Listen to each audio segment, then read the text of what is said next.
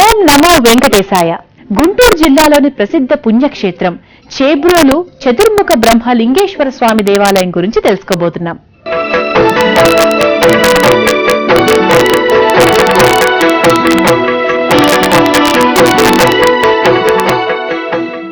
చేబ్రోలు పట్టణం ఆధ్యాత్మిక, రాజకీయ, కళ, సాహిత్య రంగాలకు కూడలిగా వ్యవహరించిన ఓ ప్రాచీన పట్టణం. కాకతీయ రాజులలో అగ్రగణ్యుడైన గణపతిదేవ చక్రవర్తి వద్ద సైన్యాధిపతిగా వ్యవహరించిన జాయప సేనాని ఈ చేబ్రోలునే ముఖ్య పట్టణంగా చేసుకున్నాడు.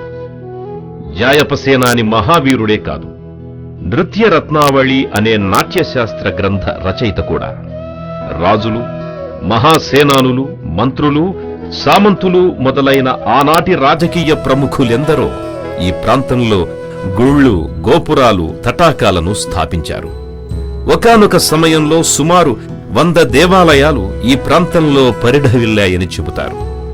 ఇందుకు తార్కాణాలుగా చేబ్రోలు పట్టణంలో నేటికి ఎన్నో చారిత్రక అవశేషాలు లభించాయి, లభిస్తూనే ఉన్నాయి.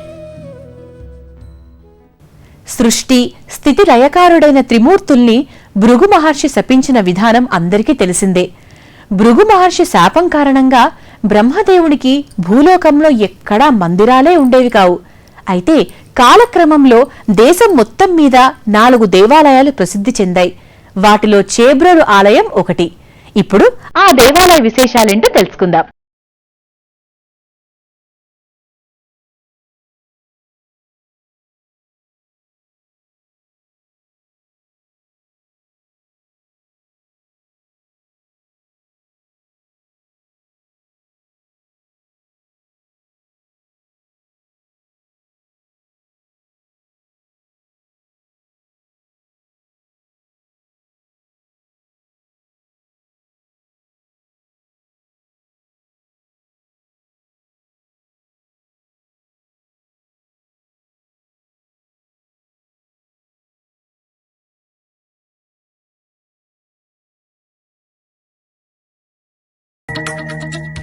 స్థల పురాణం ప్రకారం రాజా వాసిరెడ్డి వెంకటాద్రినాయుడి కాలంలో దోపిడీ దొంగలు ప్రజల్ని నిలువునా దోచుకునేవారు. దొంగలు లొంగిపోతే ఎలాంటి శిక్షలు విధించబోనని రాజా వాసిరెడ్డి వెంకటాద్రినాయుడు అన్నంపై ఒట్టేసి చెబుతాడు. ఇలా లొంగిపోయిన దొంగలను నిర్దాక్షిణ్యంగా రాజా వాసిరెడ్డి వధించేవాడు. ఒకనాడు వెంకటాద్రినాయుడు భోజనం చేసే సమయంలో అన్నం రక్తమూడుతూ కనిపిస్తుంది. ఈ సంఘటనతో దిగ్భ్రమలో పడ్డ వెంకటాద్రినాయుడు పండితులను సంప్రదించగా బ్రహ్మదేవుడికి ఆలయం నిర్మించాలని సూచిస్తారు. అయితే భృగుని శాపం ప్రకారం బ్రహ్మదేవునికి దేవాలయాలు నిర్మించరాదు. కాబట్టి బ్రహ్మతో కలిపి శివుణ్ణి ప్రతిష్ఠిస్తే ఎలాంటి దోషాలు ఉండవని పండితులు పరిహారం సూచిస్తారు. బ్రహ్మదేవుడు కమల గర్భుడు కావున కమలంలో బ్రహ్మస్వరూపలింగాన్ని ప్రతిష్ఠించాల్సిందిగా సూచిస్తారు. అలా నిర్మితమైందే ఈ బ్రహ్మలింగేశ్వర క్షేత్రం.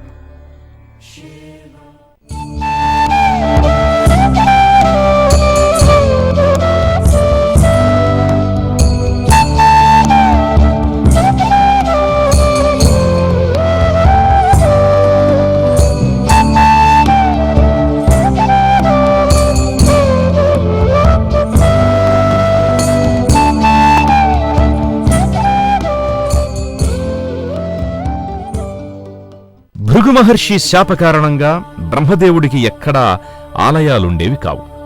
కాని కాశీలో ఒక ఆలయం, రాజస్థాన్లోని పుష్కర క్షేత్రంలోనూ, తమిళనాడులోని తిప్పట్టూర్రలోనూ, గుంటూరు జిల్లా చేబ్రోల్లో మాత్రమే బ్రహ్మకు ఆలయాలున్నాయి.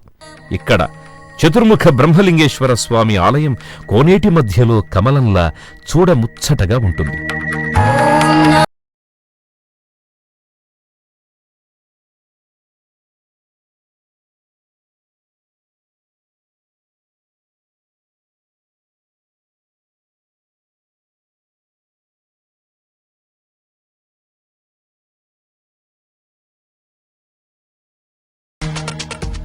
ఈ ఆలయం 200 ఏళ్ల క్రితం నిర్మించారు. గుంటూరు జిల్లాలోని పురాతన ఆలయాల్లో ఇది ఒకటి. ఇక్కడి బ్రహ్మలింగేశ్వరుడు భక్త సులభుడు. ఇప్పటి వరకు చాలా ఆలయాల్లో శివకేశవ మూర్తులను చూశాం కానీ బ్రహ్మ మహేశ్వరులను మాత్రం ఇక్కడ మాత్రమే చూడగలం. గుంటూరు నుండి పొన్నూరు వెళ్లే రహదారిలో సుమారుగా 17 కిలోమీటర్ల దూరంలో చేబ్రోలు పట్టణం ఉంది. చేబ్రోలు పట్టణానికి ఆ పేరు రావడం వెనుక ఆసక్తికరమైన కథనాలున్నాయి. ఒకప్పుడు ఈ ప్రాంతంలో రాగి చెంబులను తయారు చేసే పరిశ్రమలు ఎక్కువగా ఉండేవిట. చోళులు, పల్లవుల కాలంలో ద్రావిడ భాష అధికార భాషగా చెలామణయ్యేది. రాగిని తమిళ భాషలో సెప్ అని పిలుస్తారు. ఆ విధంగా సెప్ కాస్త శంబుగా మారి అదే చెంబు అన్న రూపాంతరాన్ని చెంది రాగి చెంబుల తయారీ కేంద్రంగా గుర్తింపు పొందిన ఈ ప్రాంతం చెంబులూరుగా పేరును పొందింది. కాలాంతరంలో ఈ చెంబులూరు పదం చెంబ్రోలుగాను చివరికి చేబ్రోలుగాను స్థిరపడిందని కొందరు పరిశోధకుల అభిప్రాయం. చేబ్రోలులోని భీమేశ్వరాలయ ప్రాంగణంలో స్థాపించిన 12వ శతాబ్దం నాటి ఈ శాసనంలో చెంబ్రోలు అన్న పదాన్ని మనం స్పష్టంగా చదవవచ్చు. సుమారు 50 గజాల పొడవు, వెడల్పులతో ఉన్న కోనేటి మధ్యలో స్వామి ఆలయం నిర్మాణమై ఉంది.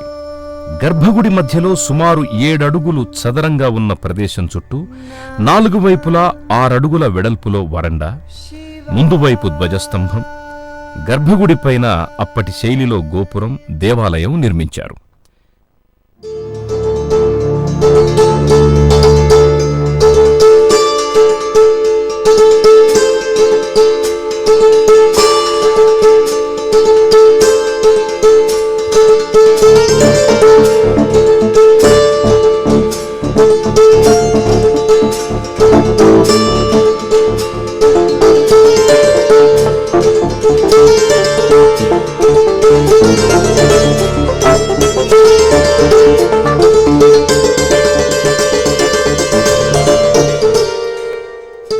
కోనేటి గట్టు మీద నుంచి మధ్యలో ఉన్న ఆలయం వరకు 10 అడుగుల వెడల్పు వంతెన నిర్మించారు.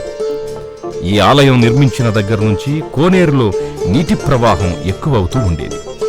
పూజాధికాలు నిర్వహించడం కూడా సమస్యగా మారేది.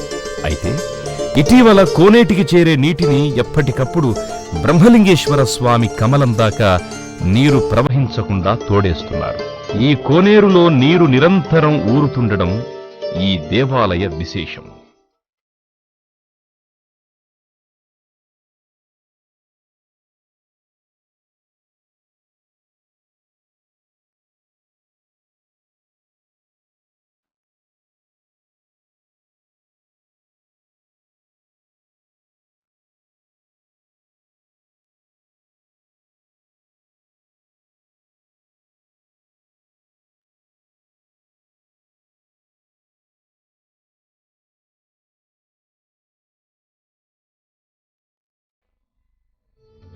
దేవాలయ ప్రధాన గోపురం దాటి లోపలికెళ్తే 30 అడుగుల ఎత్తున్న ధ్వజస్తంభం స్వర్ణకాంతులతో ధగద్ధగలాడుతూ కనిపిస్తుంది. భక్తి పారవశ్యంతో ధ్వజస్తంభానికి నమస్కరించి ముందుకు వెళితే స్వామివారి అర్ధమండపం, గర్భాలయం దగ్గరకు చేరుకుంటాం. ఇక్కడ గర్భాలయం 16 రాతి స్తంభాలతో సుందరంగా నిర్మించబడి ఉంది.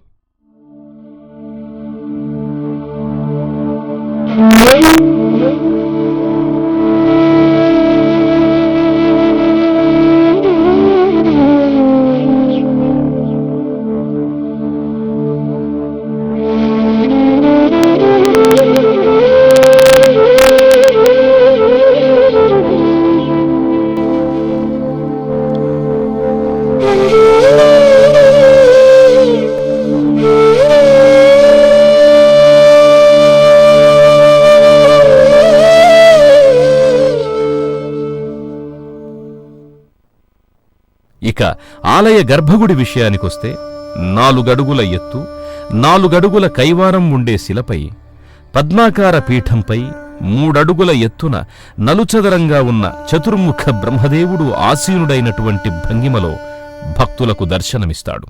ఈ స్వామి లింగాకారంతో ఉండడం చేత స్వామివారిని బ్రహ్మలింగేశ్వరుడిగా కొలుస్తారు.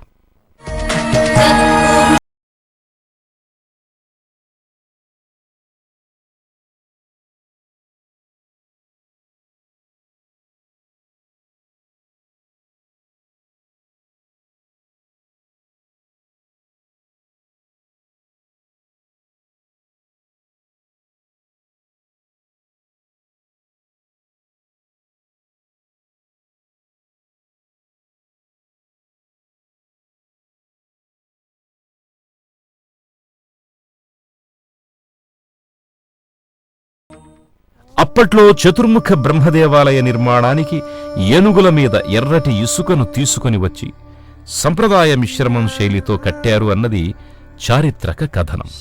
ఈ స్వామివారి ఆలయానికి ఎంతోమంది భక్తులు వచ్చి దర్శనం చేసుకుని వారి వారి ప్రారబ్ధ సంచిత కర్మలను ప్రక్షాళన చేసుకుంటారు. ఈ ఆలయ శోభకు, ఆహ్లాదకరమైన వాతావరణానికి భక్తులు మంత్రముగ్ధులవుతారు.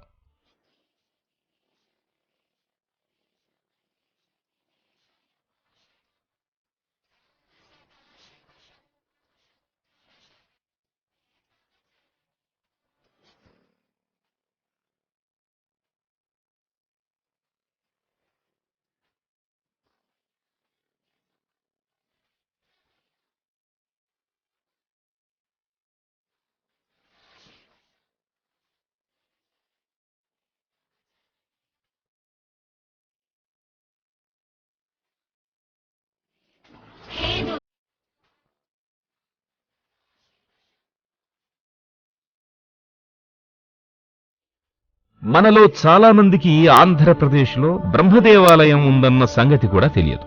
సువిశాల ఆవరణలో ఉన్న ఈ దేవాలయ ప్రాంగణం పవిత్ర భక్తిభావాన్ని పెంపొందింపజేస్తుంది. శివలింగంలో 4 దిశల 4 ముఖాలతో బ్రహ్మ ఇక్కడ కొలువై ఉన్నాడు.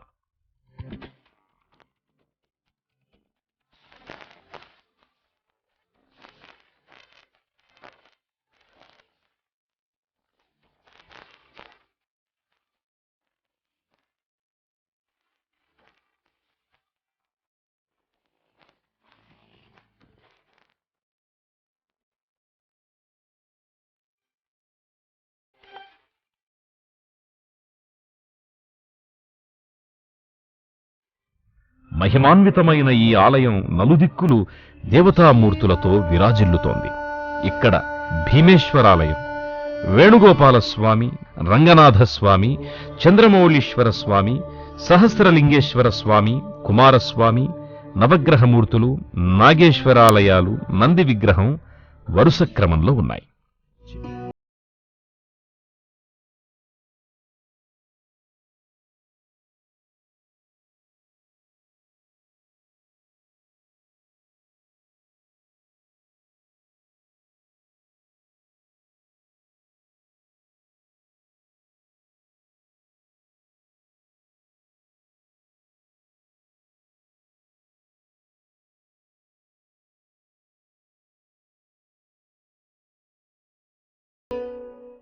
చేబ్రోలులోని ఆలయ వరుసలో కుమారస్వామి గుడి కూడా చాలా ప్రసిద్ధి చెందినది.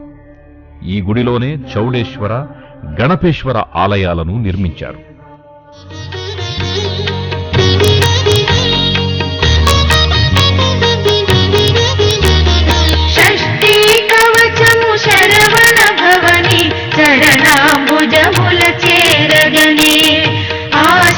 జనులకు అన్ని వేళల కవచమిదేయని పాడితినే.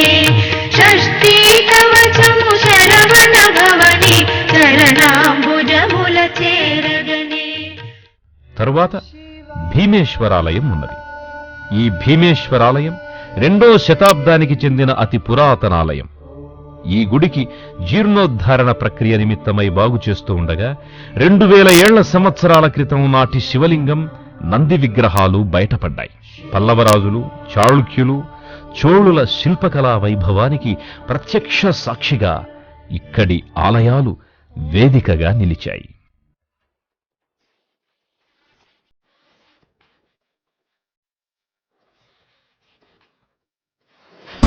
శివ శంభో శంకర శరణం నేతం.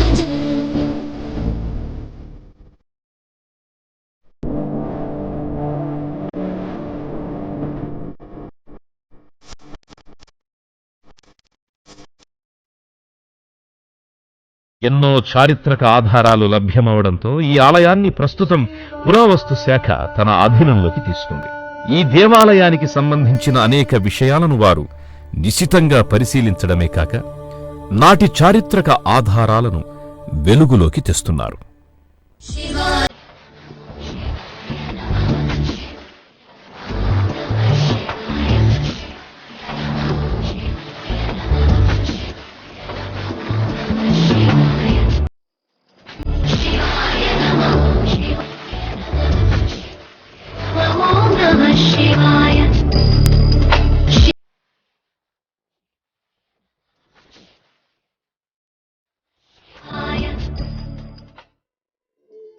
ఈ ఆలయంలో ముందు భాగంలో ఉన్న పెద్ద నంది విగ్రహం ఎంతో ఆకర్షణీయంగా చూపరులను ఆకట్టుకుంటుంది.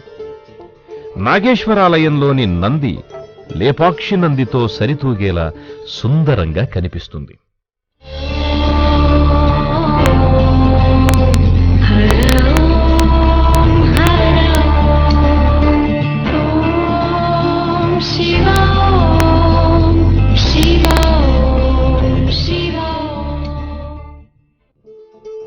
మాఘ బహుళ ఏకాదశి నుంచి అమావాస్య వరకు స్వామివారికి ఉత్సవాలు జరుగుతాయి. పురాణ గాథల్లో దేవాది దేవతలకు అనేకనేక సమస్యలు ఉత్పన్నమైనప్పుడు వాటికి పరిష్కార మార్గాలు చూపించిన ఆరాధ్యుడైన బ్రహ్మదేవుడు శాప కారణంగా పూజలకు నోచుకోలేదు. అయినప్పటికీ చారిత్రక అవశేషాల అధ్యయనం వల్ల బ్రహ్మలింగేశ్వర ఆలయం ప్రాచీనత స్పష్టమవుతుంది. అంతేకాదు, ఇక్కడి స్వామి విశిష్టత, మహిమలు అవగతమవుతాయి. మరో కార్యక్రమంలో మరో దివ్య దర్శనంతో మళ్లీ కలుసుకుందాం. ఓం నమో వెంకటేశాయ.